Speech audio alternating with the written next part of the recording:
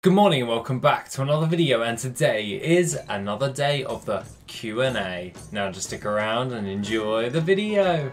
Okay guys, so today we are going to be doing one last Q&A before Shadowlands is released. I thought this would be a great way to summarize or somewhat answer any questions you might have at the end of BFA leading into the pre-patch, which will then subsequently turn into Shadowlands. So I thought that this would be a great way in order to answer some final questions before we move into Shadowlands content, where we're all going to be trying to find out as much as we can as fast as possible. So that being the case, let's get into number one, which is from You-Who, and that is, what's the best way to flip AH items? I want to gamble away all my gold in the AH. Also, can you share your TSM groups and settings?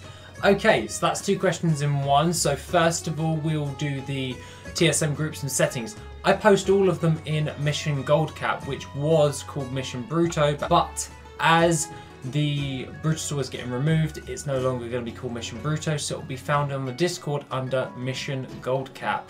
So hopefully all of my TSM strings are in there for you to use. Now, aside from all of that, what is the best way to flip AH items? Well, if you went back the other day when I was actually talking about flipping on different types of things, I only really specifically flip materials because they are fast selling, they're easy for me to actually control the market because I've been farming them and selling them myself for years, so I know which ones will sell, and it's mainly just finding something that's undervalued and then relisting it. I find this better with materials because I know roughly about how they'll actually sell. So I go with like the 60% rule, and I would highly recommend checking out that video from a few days ago. Aside from that, if you're trying to get at like flipping items or BOEs, I would recommend actually going to someone that is much more knowledgeable on those flipping things, instead of me trying to just claim that I can actually do it, which I cannot. When it comes to like BOE flipping, I suck.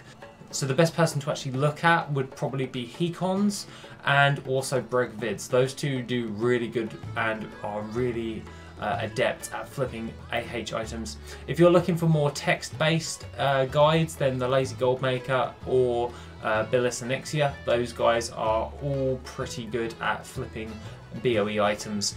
Aside from that, material flipping, I did a video on it, so I will link it in this video actually for you to look at. Just look in the description, mate. It should give you some help in all that. Moving on to number two, and one of my patrons is Shiki Mono, and that is a question I would ask. Is there any one farm you wished you knew a bit sooner? Coming off the top of my head, when it came to like farms that I wish I knew sooner, in the grand scheme of farms, I don't think I would have wanted to know them sooner. So things like the raw gold ones, they would have been definitely helpful to know a bit sooner. So much like I told Zar probably about 6 months ago, that would be really helpful. I only found out about that a few months ago, so that is something I wish I knew a little bit sooner, because then I could have geared up. It would have given me a reason to gear up a bit more in order to go do that. Now, aside from that, when it comes to like material farms and all that stuff, I tend to, when they actually go live on videos, I kind of like, and I see other creators do them, pretty much I will leave it a month, because I know everyone in their mother is going to be farming them up, and that makes the price go down and there's a lot of competition. So I usually wait a month and then revisit that video and then go try out that farm, because then I know that a lot of the majority of the people that were farming it are no longer doing it. So that's how I go about it. So yeah, probably about the raw gold ones is probably the ones I wish I knew a little bit sooner, like I told Azar, and the Stonehide leather one. Okay, so this one is Aelindra. I hope I'm pronouncing that right. You know, if you've been watching me for a while, my pronunciation of stuff is bad. Question, how much can I make dancing on the mailbox? Well, depends. Are you a night elf? Be honest, I really don't have an answer for that. I know this is a joke question, but you know what? I'm going to answer it anyway. But honestly, I actually don't know. Maybe go to Moonguard on the US servers and tell me how it works for you outside of Goldshire. That's probably my answer to that one. Okay, so Zimzor says, coming in next is, what do I do with 2 million gold worth of cloths? Mate, that's a lot of cloth. Hopefully that's a diverse amount of different types of cloths instead of just 2 million worth of like silk cloth. That would take you forever to sell. But if you've got 2 million gold's worth of cloth, then you're probably going to want to turn quite a bit of it into relics. Either use that to craft into crafted gear and then resell in pre-patch, which when it actually hits, that will probably be a good bet to actually go about doing. And also trying to sell the cloth at a higher rate at the moment when pre-patch hits is probably your best bet as well, due to the fact of the actual relics of the past. Other people will want to create it, and that means the prices of that material will actually go up. So that is something you may want to consider. Make the scaled gear in pre-patch. That would probably be helpful, as some people may not want to do like the Scourge events just for the gear, and they'll probably buy out the stuff on the auction house. And also it's cool transmog as well, so make some gold with transmog, or you could just sell the materials flat on the auction house for a tidy profit, but just don't flood the auction house if you've got 2 million gold's worth of cloth. That's not going to be good for anyone on your server. Okay, and again from Zimzor is, for Relic of the Past cloths, do we craft them into bolts or keep them as raw cloth? Well, to be honest, this goes into the same thing that I just described. You use it to make Relics of the Past, but I would highly recommend going on Wowhead and double checking what is the required things. Are they bolts or are they just the flat cloth? And then saving the ones that you need for creating the Relics of the Past. But as it stands, I wouldn't craft them into bolts just yet. I know that Windwall cloth, you want to turn probably about half those into bolts. That would probably be a good idea. And other than that, I would highly recommend just going onto Wowhead and double checking which ones need to be bolts, which ones just need to be flat cloth. Because at the end of the day, some of them require bolts, some of them don't require cloth. So if you want to play it really safe, just do raw cloth and then turn them into bolts as and when you need to. That would probably be the smartest bet. But if you want to get proper prepped, then I'd definitely recommend checking out which ones are used for which. Other than that, let's move on to the next one, which is from Asdcafigid. Yeah, okay, so that being the case, which covenant most suitable for goblins? As it stands, the one that I'm very much intrigued about at the moment when it comes to your covenant is Night Fae. I'm really looking heavily into the garden aspect, because it's kind of being like the Tiller's farm but for Shadowlands, and that's looking to be quite profitable. Nothing really stands out aside from that for me at the moment, and I'm currently working my way through to seeing what perks are given and all that jazz. Yeah, it's just a case of trying to get all of those different things. But what I'm going to do is my first 4 characters that I'm leveling, they're all going to go in every single covenant. So like my rogue's going to go Venthir, my druid's going to go Night Fae, and obviously the other ones as well, and that is how I'm going to do it. And then I'm going to research the hell out of them, and then I'll make a guide on which is the best covenant for gold makers, because yeah, I think that would be really helpful. But aside from all of that, at the moment it's looking like Night Fae is going to be one of the best for just making passive gold, and other than that, nothing else really stands out as of yet.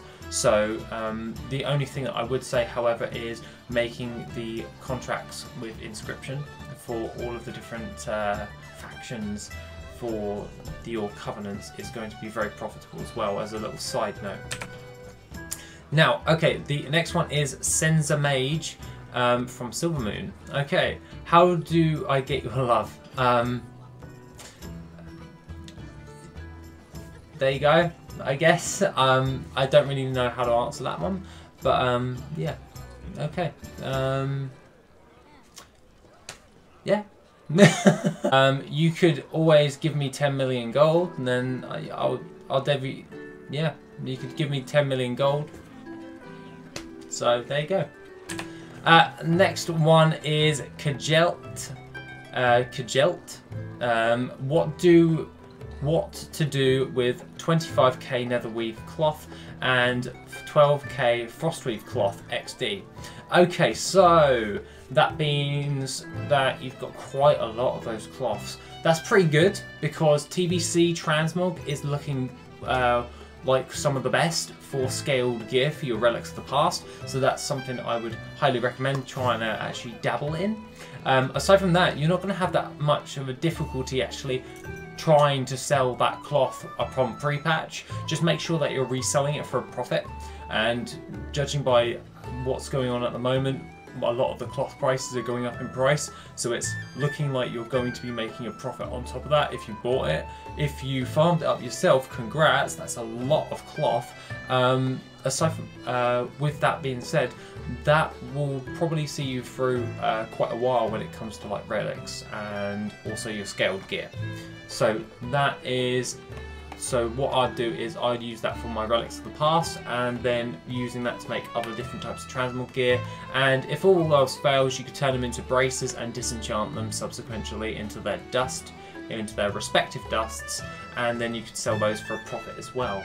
Okay, so the next question is from Onichan, and how do you stay motivated to farm dungeons or anything for over an hour? After about an hour, I get bored, usually give some tips. Okay, so basically when it comes towards farming for an hour, my philosophy when it comes to actually farming stuff up is I'll farm something for an hour and then take a little break, and then I'll go back and farm stuff. I don't just do it hours upon hours on end. I know it seems like sometimes I do, but I really don't. I actually do space it out, so I actually know what I'm doing, and yeah, that's what I tend to do overall. Is I'll take a break after about an hour, and then I'll come back to it after I've made like a cup of tea or something like that, and then I'll just crack on with what I'm farming. Another little tip that I would actually do is try and vary it up. Like, if you're farming Zul'Farrak for an hour, why don't for the next hour do something different? Like go farm up Dreamleaf for an hour after that, and then go back to Zul'Farrak, so you're not seeing the same repetitive thing over and over again, because I know that gets really mind-boggling overall. So that is something you can do as well, and yeah, just make a little plan on what you're going to do and then just see it through. That's probably the best way I would do it, and just make sure to take a break every now and then, because it will get mind-numbing if you just try and like go hardcore on it. Okay, so that being the case, that is pretty much what we have for the questionnaire. I am very happy with the way it actually turned out. Hopefully I answered quite a lot of your questions. I know a lot of this has turned into like relics of the past, and I'm talking about all that stuff. And if you've noticed, there is a little creature that is sat on my lap, which is my pug. And she's very needy at the moment, so that she has been sitting with me for the actual Q&A. Aside from all of this, Relics of the Past is definitely going to be something that's going to blow up when it comes to pre-patch. I would highly recommend, if you are going to be getting into Relics of the Past, actually at least sell some of the mats on the auction house for a profit, and also crafting the Relics of the Past and sell those, or using that to create the crafted gear. If you really wanted to go really balls to the walls, then it would be a third, and then just do it like that, because then you can cover all bases, because I know a lot of people will be trying to cover as many bases as possible, and it'll be very saturated at the beginning of pre-patch, so you want to cover every single point of the creation process, so then you can actually maximize the amount of gold you're actually going to be making. Aside from all of that, the questions, I love actually doing questions and answers. I find them to be actually really fun overall, and other than that, I can't wait to do the one after Shadowlands is done, well, started, if you know what I'm saying. I'll probably do it like about like a month into Shadowlands, and then we'll see where we are, because then we will be able to gather up all the relevant information that we need, and then we can answer a load of questions, and then we can get everyone back up to scratch this is what's happening. This is what is the way it's actually looking for actual gold making. Other than that, guys, that is pretty much all I have to say for the video today. Hopefully I answered some of your questions in a decent manner. And other than that, have a lovely rest of the day, and I shall see you in the next video, which will be tomorrow. If you want to support the channel and help make the channel even better, then why not check out the Patreon? Members get additional info, gold making resources, and Patreon specific content. The link is located in the description down below. Thank you and have an awesome day.